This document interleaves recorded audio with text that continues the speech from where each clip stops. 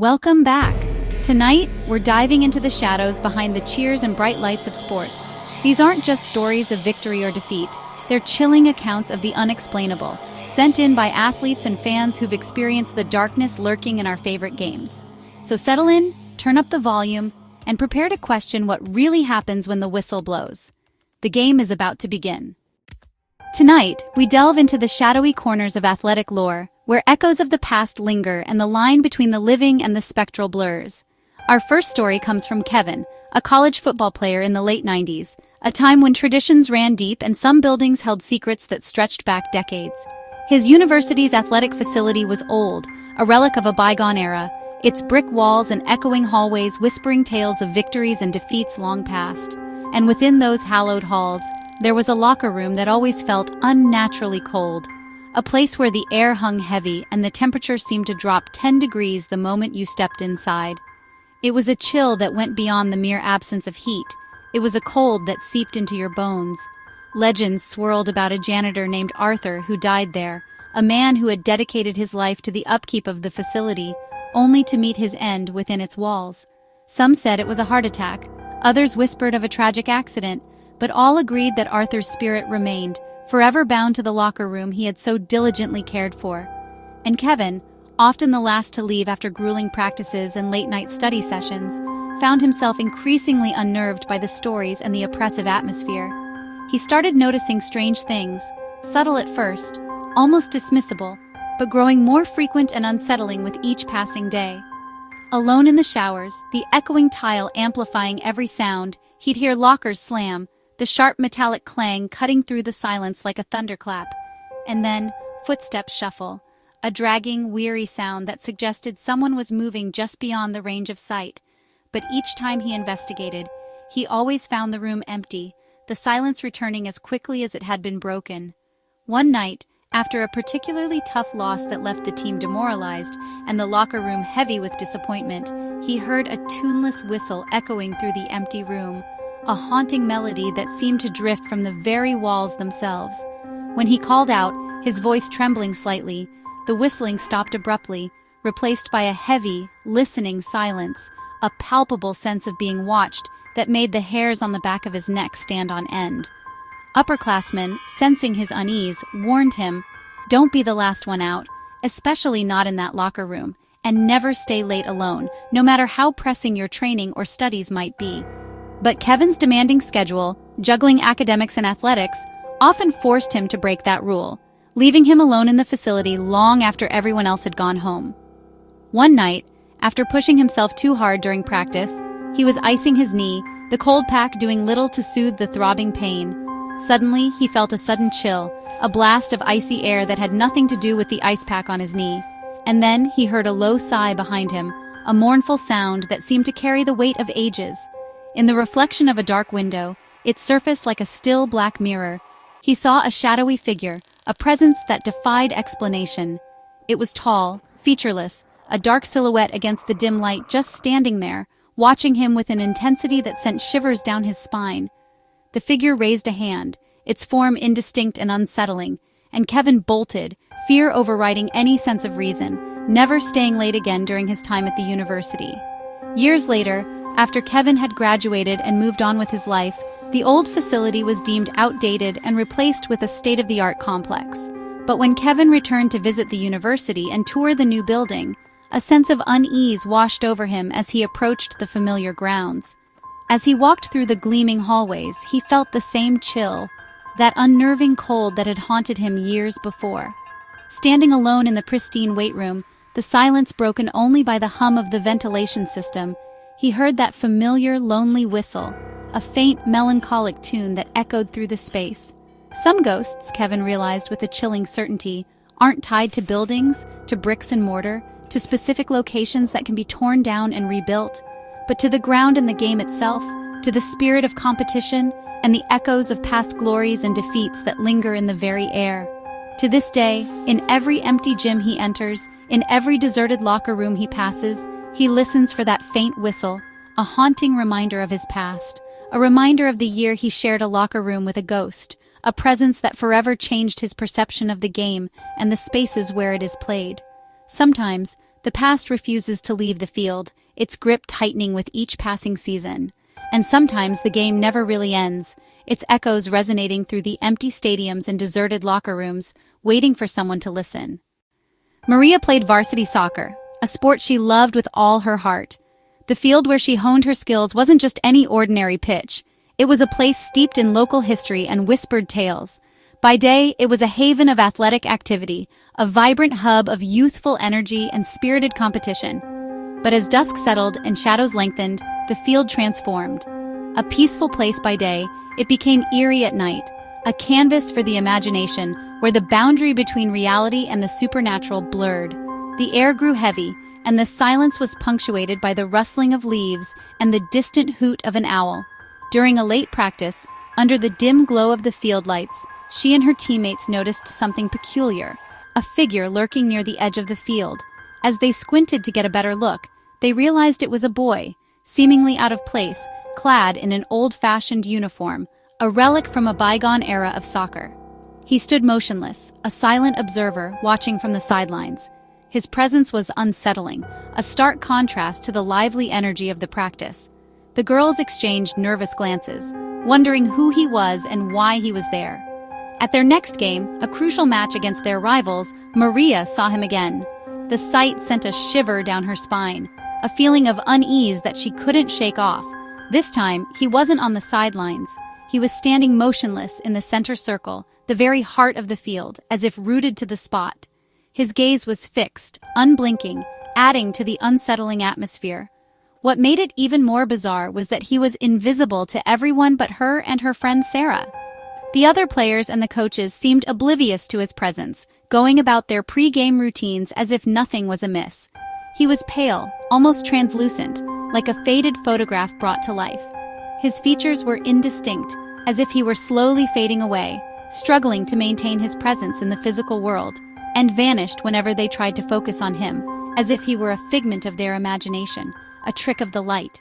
One moment he was there, a spectral figure in the center circle, and the next he was gone, leaving no trace behind. After the game, consumed by curiosity and a growing sense of dread, Maria and Sarah embarked on a quest to uncover the truth behind the mysterious figure. They searched old yearbooks, poring over faded photographs and forgotten stories, hoping to find a clue that would explain his presence. Finally, after hours of searching, they found his photo. Daniel, a star midfielder from the 1970s, a local legend known for his exceptional skills and unwavering dedication to the game. His eyes seemed to stare back at them from the faded page, a silent plea for recognition. They delved deeper, scouring old newspaper archives, and discovered a tragic story. Daniel had been killed in an accident on the access road after practice, his life cut short in a cruel twist of fate. The team realized the boy was a ghost, a spectral echo of a life tragically lost, forever bound to the field he loved. The revelation sent a wave of fear and disbelief through the team, but also a sense of empathy for the lost soul. He was tied to the field where he'd played his last game, a prisoner of his past, unable to move on. The field had become his purgatory, a place where he relived his final moments, forever yearning for the game he could no longer play. For the rest of the season, Daniel appeared, a constant reminder of the unseen forces at play. His presence became a part of their reality, a strange and unsettling element of their soccer experience, sometimes on the sidelines, a silent spectator, other times on the field, a spectral player, always silent, his presence a haunting reminder of what could have been. The girls learned to play around him, instinctively avoiding his space, as if he were an invisible obstacle on the field. They adapted to his presence, incorporating him into their game, a silent partner in their pursuit of victory. In the championship's final moments, with the game on the line, the tension was palpable, the stakes were high, and the pressure was immense. Every player on the field felt the weight of expectation, the hopes and dreams of their team and their community resting on their shoulders. Daniel appeared in the goal mouth, a spectral guardian standing between victory and defeat.